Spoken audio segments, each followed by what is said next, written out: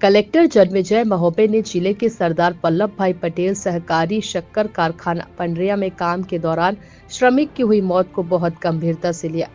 Collector ने इस पूरे घटना की श्रमिकों से जुड़े हेल्थ सेफ्टी सहित हर पहलू पर जांच के निर्देश दिए हैं। घटना की जांच करने के लिए प्रशासनिक अधिकारियों की संयुक्त टीम भी बनाई गई है।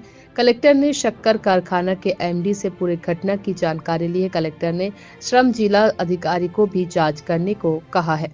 आपको बता दें, एमडी सतीश पाटले ने बताया कि यह घटना आज सुबह की है। मृतक श्रमिक डेली वेजेस पर कार्य करता था।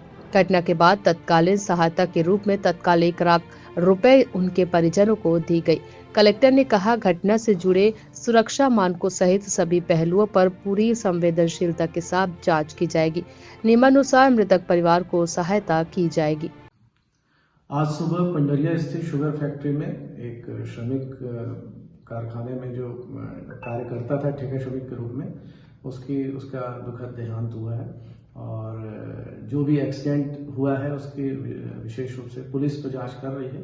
इसके अतिरिक्त industrial health and safety department के द्वारा भी जांच की जाएगी। उस श्रमिक के परिवार को 1 लाख रुपए तात्कालिक रूप से हमने सहायता राशि प्रदान की गई है।